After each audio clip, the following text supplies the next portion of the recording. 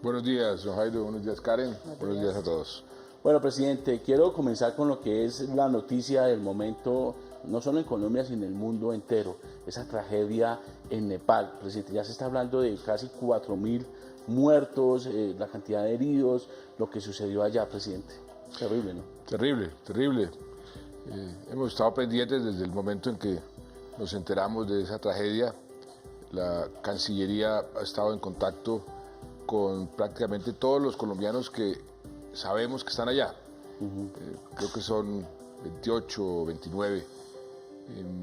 Hemos contactado a todos menos uno o dos. El consulado en la India se trasladó. Ayer finalmente logró llegar. Allá hay un consulado ad honorem que está prestando sus instalaciones. Sí. Y por otro lado, pues hemos hecho una oferta de ayuda con nuestro sistema de gestión de riesgo, expertos que ya tenemos, que hemos venido capacitando y equipos que podemos llevar, pero eso requiere que se autorice porque no todo el mundo puede llegar simplemente a decir aquí estoy listo para ayudar. Eso tiene que tener un método, una organización, un orden, porque de otra forma la ayuda se vuelve contraproducente. Pero es una situación terrible, nadie está exento a un terremoto de esta naturaleza. Sí. Y ahí lo importante es también resaltar cómo aquí en Colombia hemos venido desarrollando todo un sistema para poder afrontar situaciones como esas. Después de la ola invernal, de ese desastre natural que ha sido el peor de nuestra historia, desarrollamos a través inclusive de una ley todo un sistema para poder afrontar situaciones como estas. El sistema se ha venido fortaleciendo, hemos hecho muchísimos simulacros, por ejemplo, de terremotos, simulacros alrededor de los volcanes. Hemos venido haciendo muchas inversiones en capacitar gente, en equipos que antes no teníamos, equipos técnicos que por primera vez los tenemos, equipos, por ejemplo, que miden el caudal de los ríos para saber cuándo va a haber una creciente que pueda generar algún tipo de problema.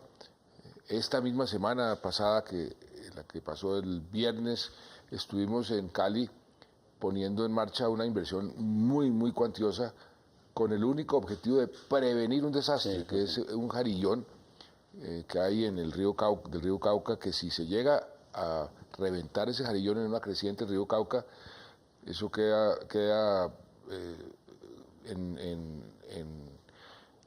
una situación muy precaria o quedan afectados más de 1 millón de personas. Sí.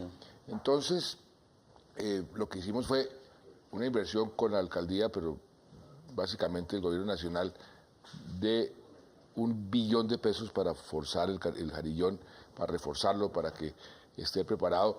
Reubicamos la gente que estaba en lo que llaman una situación de alto riesgo no mitigable, es decir, que es casi imposible protegerlos porque si viene un desastre serán los primeros afectados. Y eso lo estamos haciendo por todo el país. Las inversiones que vamos a hacer en el canal del dique tienen muchísimo que ver con eso. Cuando vino la ola invernal, el canal del dique se desbordó y produjo una cantidad de daños a las personas, a esas zonas, que también lo estamos tratando de ver cómo lo mitigamos. O sea que tenemos un sistema, afortunadamente, y el sistema lo vamos a ir fortaleciendo cada vez más. El sistema inclusive pues ya tiene renombre internacional, porque mucha gente ha venido a decir, bueno, ¿cómo es que ustedes están organizándose para este tipo de situaciones? Y esto es una cuestión de prevención. Parte de la responsabilidad frente a cualquier política pública es prevenir, así como en la salud es más costoso prevenir la enfermedad que tener que curarla. En los desastres naturales es mucho más efectivo prevenir, mitigar el riesgo, que después tener que afrontar el desastre. Pues, presidente, mira, hay un tema que usted lo comentó al principio, que es lo que tiene que ver con los colombianos en Nepal, que siempre pues hay colombianos presente en todos estos temas, y precisamente a esta hora tenemos la comunicación vía telefónica con la canciller, la ministra de Relaciones Exteriores, la doctora María Ángela Holguín. Presidente, para que la salude y ejerza usted como periodista, además que sé que le encanta el ejercicio, para que podamos contarle a los colombianos sobre los colombianos. Bueno, gracias, canciller, buenos días. Buenos días, presidente, ¿cómo está? ¿Por qué no nos cuenta o le cuenta a los colombianos lo que la Cancillería ha estado haciendo desde el primer momento? Porque me consta, usted y yo hablamos, que desde el primer momento la Cancillería ha estado pendiente de los colombianos, de cómo pueden ayudar a los colombianos y en qué va eso. Presidente, nosotros lo que hacemos es que automáticamente pasa una tragedia de estas, pues conformamos un equipo que está comunicado permanentemente con la embajada o el consulado del lugar donde ha pasado esta tragedia. Eso hicimos desde a partir del momento del sábado, la embajada en la India, el consulado en Nueva Delhi, el cónsul honorario en Katmandú y la oficina de consulares en Colombia, más el Centro de Atención al Ciudadano. Esto es importante que la gente sepa. Nosotros conocemos de la mayoría de los casos, estamos en 27 personas que han reportado. Es a través del Centro de Atención al Ciudadano donde la gente llama y cuenta que tiene un familiar que cree que está en tal parte y da un número de teléfono. Inmediatamente nosotros empezamos a buscarlo y a contactarlo. Y eso ha sido lo que hemos hecho. Tenemos 27 personas reportadas, con las cuales 26 hemos tenido ya contacto afortunadamente. Hay unas personas que ya pudieron salir de Nepal, otras que estamos tratando precisamente hoy en el vuelo que tienen los españoles de sacar una de estas personas que quiere salir inmediatamente. Pero pues estamos en contacto con sus familias, les estamos contando la información que tenemos y eso es lo que hemos hecho, presidente. Canciller, una pregunta que quería hacerle es sobre precisamente qué formas de comunicación tendrían las personas que tienen sus familiares allá o que inclusive no se han reportado. Tengo entendido que ustedes han abierto diferentes mecanismos de comunicación, canciller. Sí, el problema es que las comunicaciones allá están muy malas, están los sistemas muy caídos, las personas han mandado mensajes de WhatsApp, tenemos el cónsul ya que tiene un teléfono que está funcionando afortunadamente, entonces las estamos buscando para poder que nos den información para transmitirle a las familias, o mensajes de texto o mensajes de mail. Digamos, hay un poco como de todo, pero las comunicaciones efectivamente sí están muy mal. Sobre el presidente estaba comentando, canciller, presidente, usted también lo ha dicho, sobre el tema de las ayudas y cómo un país puede ayudar, pero tenemos entendido que hay muchos problemas para los aterrizajes y hay que esperar lo que pidan el país o las ayudas que se pidan. Pues tenemos ya organizado, como el presidente lo anunció el sábado, la posibilidad de ayudar en la búsqueda de cuerpos y como en esa primera parte del rescate.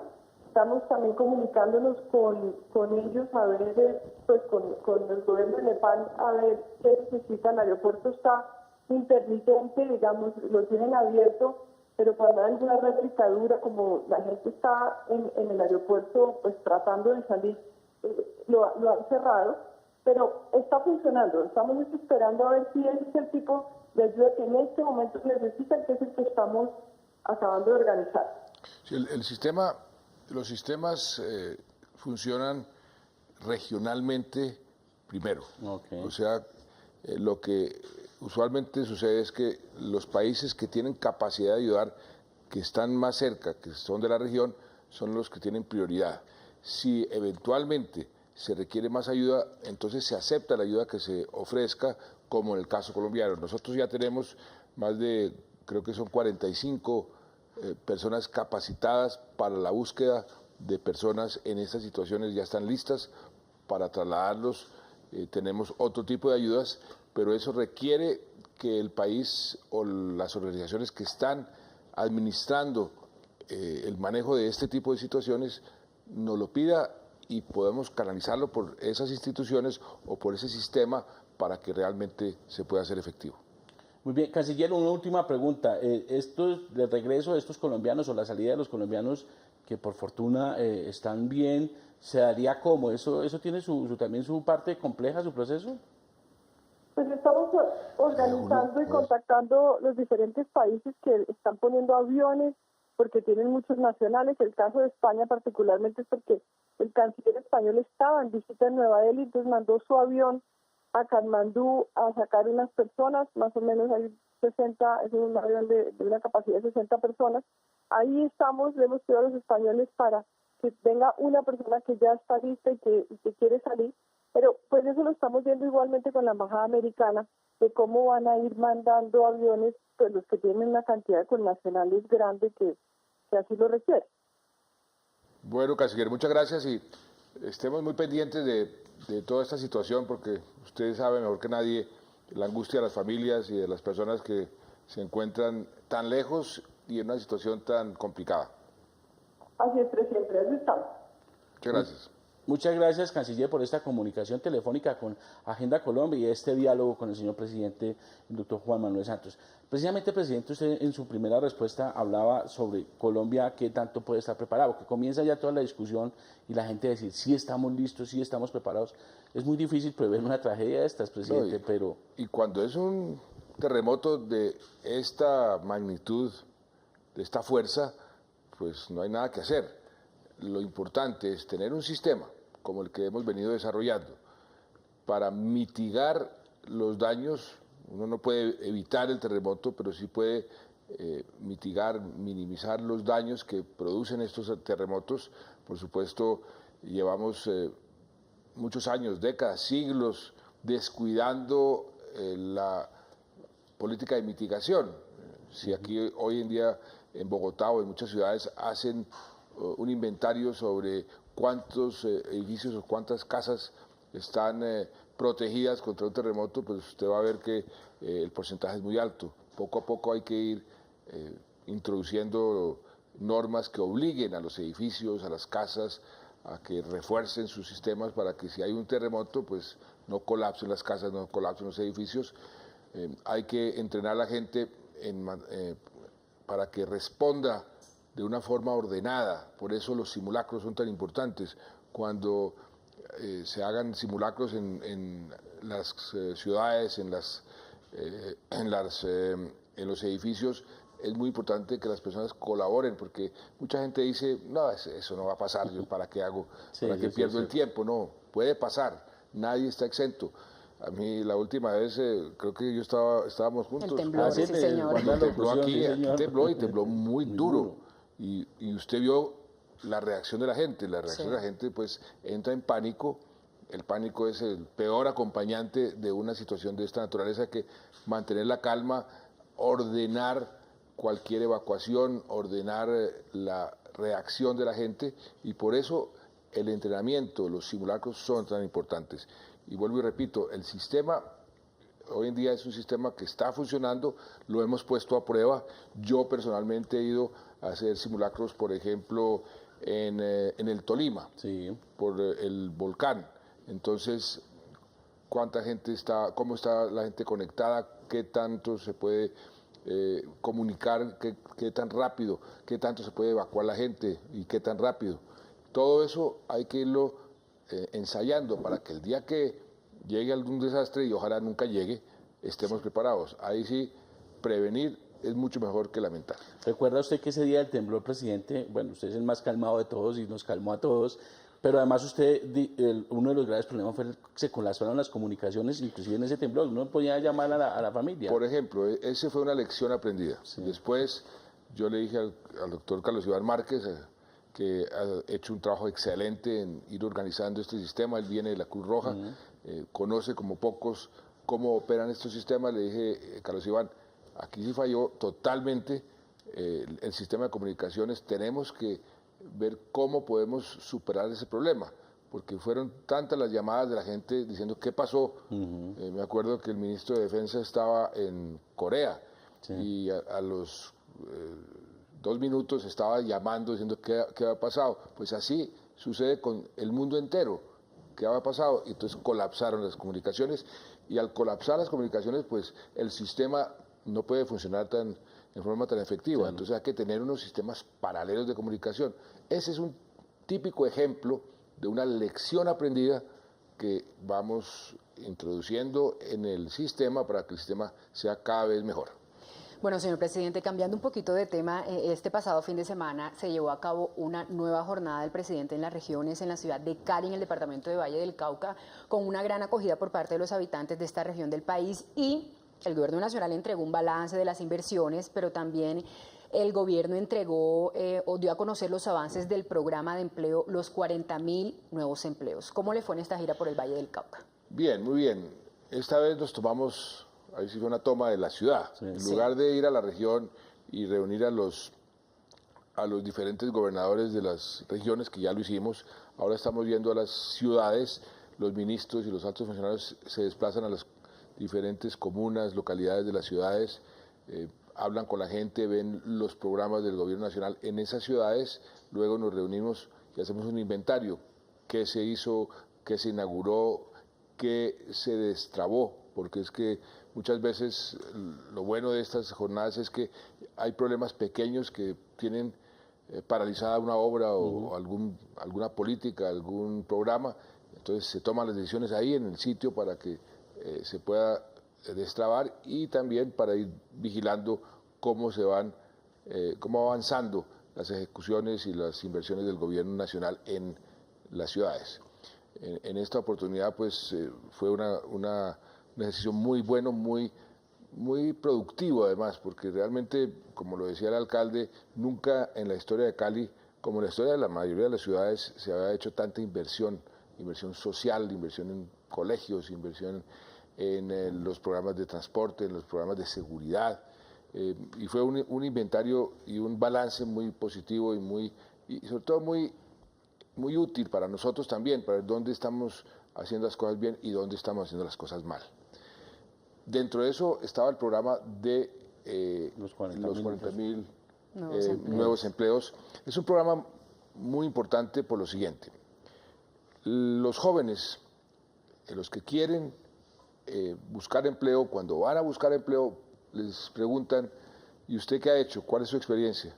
Y el joven dice, pues no he hecho nada porque no he podido trabajar, no he tenido la oportunidad de trabajar. Al no tener experiencia, pues como dicen, lo sacan de la fila, lo ponen a un lado y no le dan el puesto. Entonces se vuelve un círculo vicioso. Sí, así es. Y entonces sin experiencia no puede trabajar, y entonces como no puede trabajar no puede adquirir experiencia. ¿Qué hicimos con el Ministerio del Trabajo para obviar este obstáculo?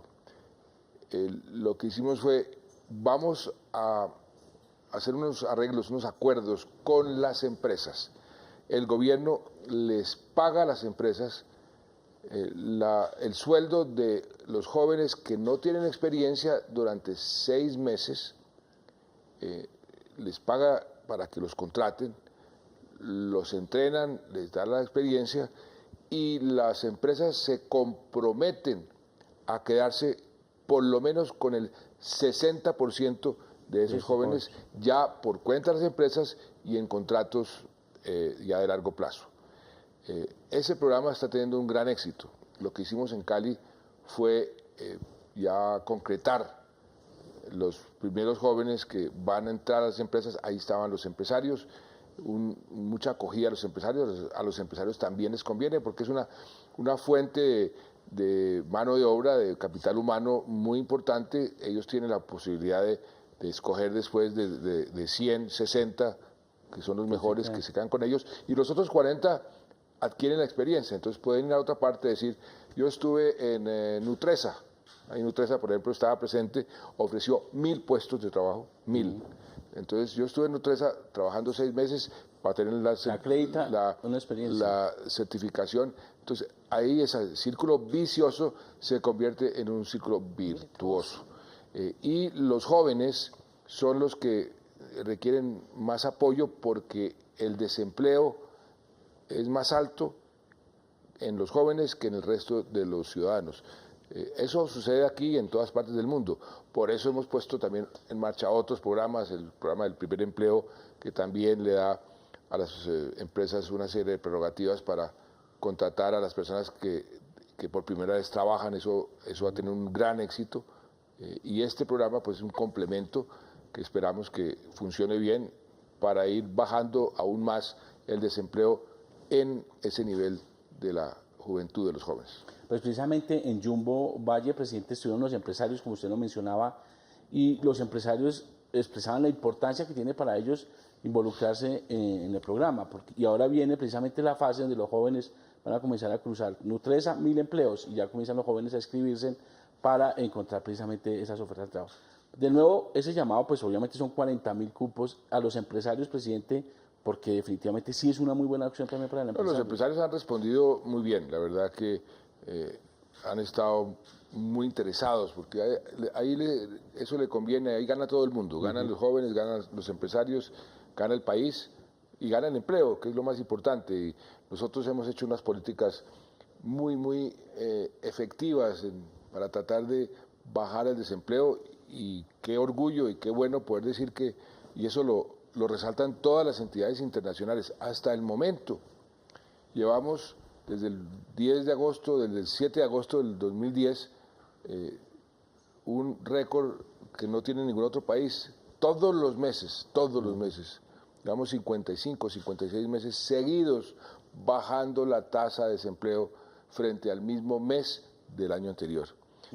Ya pues mantener esto no va a ser tan fácil, porque ya es como las dietas, los últimos kilos son los más difíciles, pero ya cumplimos con creces las promesas de los primeros 4 años.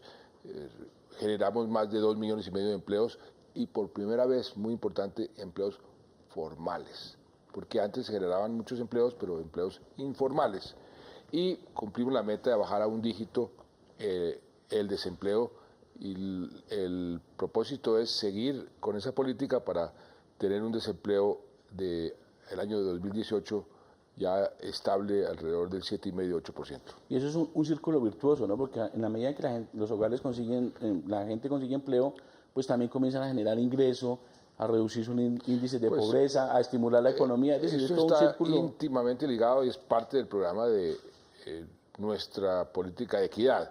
Acuérdense, yo quiero que este país sea un país en paz, con más equidad y mejor educado.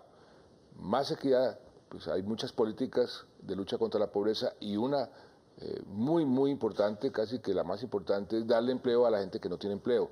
Eso genera una cantidad de efectos positivos, entre ellos sacar la gente de la pobreza o la pobreza extrema. Si no tiene ingreso y de pronto consigue algo para que ese ingreso se suba, o por lo menos tenga un ingreso, pues eso le ayuda a todo el mundo. Pues muy bien, presidente. Y uno de los pilares es el tema de educación, y tengo que tocar un tema necesariamente de coyuntura actual, y que tiene que ver precisamente con un paro de los educadores del sector oficial, pues que ya completan 2 días. Hoy se tienen previstas unas marchas en Bogotá. Presidente, en educación es muchos los esfuerzos que se hacen, como la gratuidad de los niños, lo de las becas de los PILOS paga, es decir, muchas las opciones, pero hoy estamos enfrentados precisamente a ese paro de los educadores de FECODE, presidente. Sí, infortunadamente pues están en paro. La educación es para nosotros el pilar más importante, lo hemos dicho en todas las formas, lo pusimos expresamente. Por primera vez el presupuesto de educación para este año es superior al presupuesto de las fuerzas militares, de las fuerzas armadas. O sea, educación está por encima de seguridad en materia de presupuesto. Por supuesto que los profesores, los maestros tienen que ser la clave de todo este esfuerzo, porque si queremos mejorar la calidad, si queremos mejorar la educación, pues tenemos que mejorar las condiciones de vida de los maestros. Por eso los maestros tienen que ser el protagonista principal de toda esta política, y han comenzado a hacerlo. Hemos hecho esfuerzos importantes presupuestales para ir aumentando los ingresos de los maestros. Sabemos que nos falta un camino por recorrer, queremos hacerlo, tenemos toda la intención de hacerlo. Los maestros requieren de mejores ingresos, mejores condiciones y mejor capacitación. Por eso las evaluaciones son tan importantes. Más ingresos y mejor calificación, mejor capacitación, para que los niños, la educación sea cada vez mejor. De eso se trata. Y los maestros pues tienen todo el derecho de protestar y de salir a las calles a exigir más, porque con razón están diciendo queremos más. Ojalá pudiéramos darles todo lo que están pidiendo en este momento ya. Estamos tratando de entregarles lo máximo posible en la medida en que podamos ir disponiendo de más recursos, pero lo que yo sí pediría encarecidamente es que no afecten a los niños. Los niños no tienen por qué estar pagando los platos rotos de estas protestas, que vuelvo y repito, este gobierno dialoga y respeta la protesta y estamos más que dispuestos a dialogar, como lo hemos venido haciendo, a abrir las puertas a ver qué tipo de arreglos podemos hacer. Tenemos toda la intención de ayudar en la medida de nuestras capacidades. No podemos simplemente decretar ciertas cosas porque no tenemos los recursos, no tenemos las capacidades, pero sí tenemos la intención de seguir ayudando a los maestros en todo lo que esté a nuestro alcance, pero por favor no afecten a los niños y a los papás de los niños, porque cantidad de personas, de papás y mamás que nos dicen, mire, no puedo ir a trabajar porque ¿quién cuida a mis niños? No puedo hacer tal cosa porque tengo que cuidar a mis niños. Eso genera unos daños terribles para la sociedad y para los propios niños. Cada día que pasan sin colegio, pues es un día que se pierde. Y por eso estamos dispuestos a todo, estamos dispuestos a dialogar, a llegar a los arreglos que sean necesarios, pero no afecten a los niños. Esa es la solicitud que yo hago en este momento. Muy importante llamado precisamente a los educadores en este lunes aquí en Agenda Colombia. Señor presidente, pasando al tema de seguridad, recientemente se realizó aquí en la Casa de Nariño un Consejo Nacional de Seguridad en el que se aprobó una política integral para la lucha contra las organizaciones criminales. ¿Cómo se seguirá trabajando en este sentido? El Consejo Nacional de Seguridad se reunió, ahí tienen asiento los comandantes, por supuesto, las fuerzas, la policía, la Fiscalía y también el Consejo Superior de la Judicatura, la Canciller. Es el Consejo Nacional de Seguridad. Hace unos meses le hemos pedido a diferentes participantes del Consejo, principalmente la policía, que nos hiciera un plan integral, que no solamente sea la parte de las capturas, pero un plan integral en la lucha contra el crimen organizado. Porque el crimen organizado es el subproducto del éxito que hemos venido teniendo en desarticular las grandes bandas, los grandes carteles de la droga. Entonces, en la medida en que uno desarticula un cartel grande, como que se subdivide y lo que queda de ese cartel se vuelve un cartelito, se vuelve una bandita. Entonces, pero es crimen organizado de todas formas. Entonces, en lugar del gran traficante, que todavía, pues, por supuesto, lo estamos combatiendo con todo, hay que combatir con más efectividad el pequeño narcotraficante, el microtráfico, o lo mismo la extorsión. Ya la extorsión de los 300, 400 millones, pues entonces se vuelve la extorsión del millón de pesos, o de los 10.000 pesos, o de los 40.000 pesos. Entonces, con la misma filosofía, pero a un nivel mucho más local, porque sigue siendo crimen organizado. Eso no es una cosa, no es algo espontáneo que uno de esos delincuentes le dio por extorsionar al chofer del bus. No, eso son bandas que están copiando lo que aprendieron cuando pertenecían a esas grandes bandas.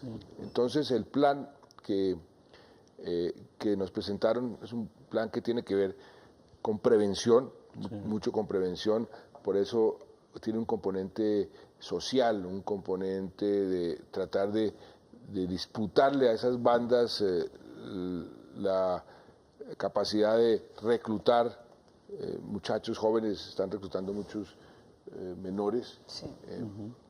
Tiene un componente de policía que la verdad que la policía ha venido haciendo una gran labor. El día anterior a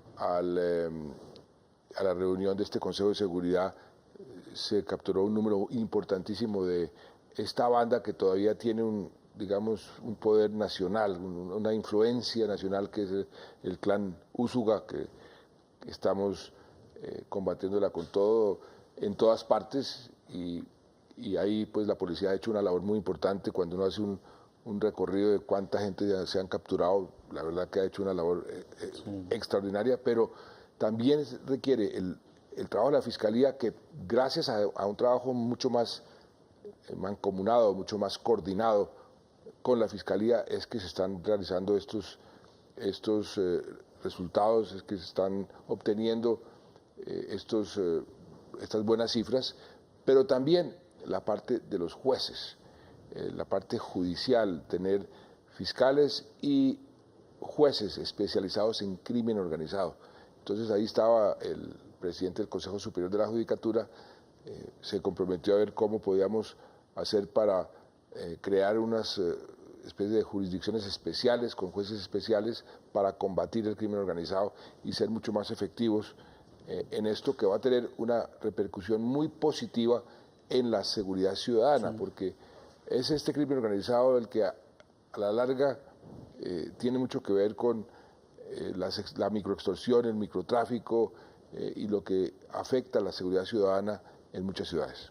Muy bien, presidente. Pues mira, aquí hay una sección que nos encanta verla con usted, que estamos desarrollando en la Agenda Colombia, tiene que ver con cómo las decisiones del gobierno le están cambiando la vida a los colombianos. Y hoy tenemos la historia de una familia en Granada Meta, presidente, desplazada por los actores de la violencia, y cómo definitivamente a través de todas estas políticas de reparación, restitución, están llegando de nuevo, retornando a sus tierras.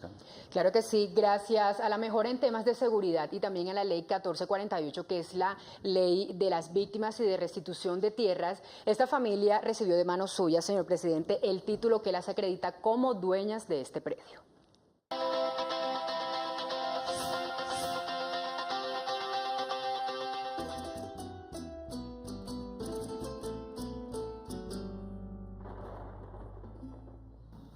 Ya uno en una paz muy linda. Era un pueblo muy precioso. Y la vivienda de nosotros pues era humilde, es humilde, pero vivíamos muy tranquilos en ese tiempo.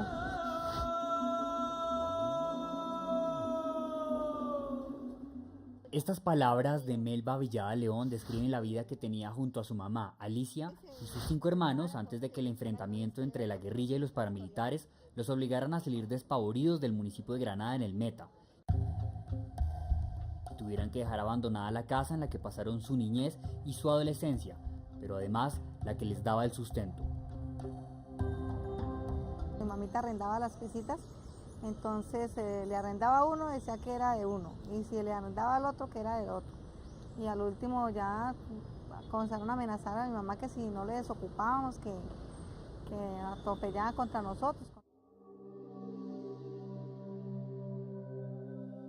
Frente a esta situación, en el año 2000, Alicia agarró las maletas y sus 5 hijos y abandonó, muy a su pesar, sus 2 predios, no sin antes hacerles saber a las autoridades su situación. Trasegaron difícilmente durante años, hasta que en el 2004, en medio del desplazamiento forzado, doña Alicia murió a causa de un cáncer. Para honrarla y recuperar lo que les pertenecía, liderados por Henry, uno de los hermanos, decidieron luchar por el predio. Entonces fue cuando mi hermano le dio por venirse para acá a mirar, porque ya estaban metiéndose la gente a la casa. 2 malas noticias le esperaban a la familia.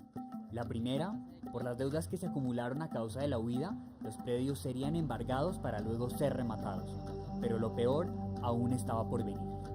A Henry lo asesinaron. El 21 de noviembre del 2007, a las 8 de la noche llegaron unos hombres en un taxi, se lo llevaron, lo aporrearon, lo maltrataron muy feo. El miedo se apoderó de la familia y pensaron en dejarlo todo, pero justo cuando creyeron que habían perdido su hogar, su caso fue analizado por un juez, quien gracias a la ley 1448-2011 de víctimas y restitución de tierras, encontró los argumentos para devolverles el predio que les pertenecía. Que sí, personas grandes, de buen corazón, que nos apoyaron, al señor presidente, a la restitución de tierras. Melba y sus hermanos recibieron el título de propiedad de manos del presidente Juan Manuel Santos. Hoy vuelven al barrio y a las casas en las que crecieron y cuyas paredes guardan los más bonitos recuerdos de la infancia. Vuelven también a encontrarse con sus viejos vecinos y a soñar con reconstruir los predios que con tanto trabajo consiguió su mamá. Mejor dicho, me quedo es como atónita digo si es verdad, no es verdad, sí, quedo es como en un sueño, creo, pero vuelvo y caigo en cuenta de que es realidad lo que nos está pasando esto, que nos están dando, Dios nos da otra oportunidad de tener nuestra tierra, nuestra propiedad.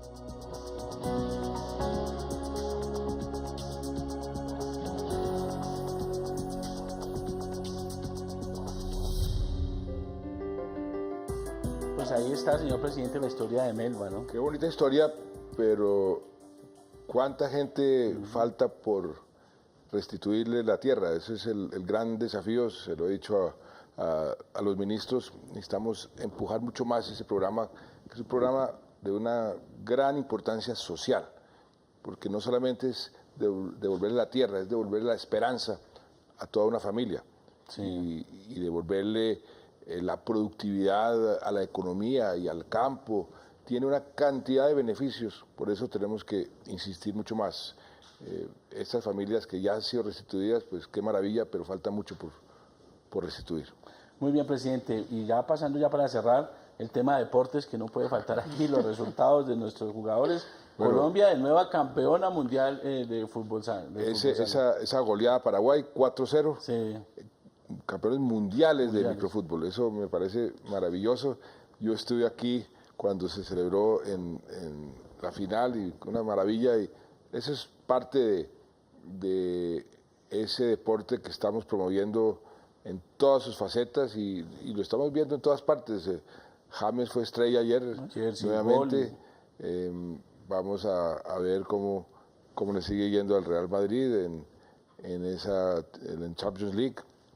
Y también estamos viendo pues aquí en Bogotá, sí, ya sabía. Santa Fe pues sigue avanzando. John Jairo, por favor, no llores, tranquilo, que no caiga en depresión. Copa Libertadores viene, en Copa Libertadores tengo que admitir que lo apoyamos porque es Colombia. Copa Libertadores.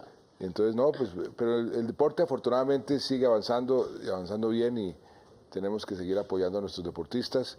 Estuvimos en Cali precisamente visitando también varias de las instalaciones que estamos promoviendo. El Mundial de Atletismo se va a celebrar en Cali. Ya tenemos una masa crítica de deportistas con el programa Supérate y con todo lo que se está haciendo, que yo espero que ya, como quien dice, deja uno el sistema y el sistema comienza a funcionar mejor. Tenemos un talento de deportistas por explotar, lo estamos descubriendo y estamos viendo los resultados. Pues imaginen la Champions League, presidente, algo soñado. Colombianos en todos los equipos, en casi todos los equipos que ya están en las fases definitivas. Eso sí es muy chévere. Además, para ver el fútbol, ¿no? Para sentarnos a ver están muy pendientes de la Copa América, ¿no? De la Copa América en junio. Y ahorita en Chile. Y pues bueno, por lo menos esos partidos de la Champions League toca que el presidente nos dé espacio en la agenda para poder ver los partidos en las tardes en medio de esa intensidad de agenda del señor presidente. Bueno, presidente, muchas gracias por estar con nosotros en esta cita semanal en Agenda Colombia. A ustedes, muchas gracias.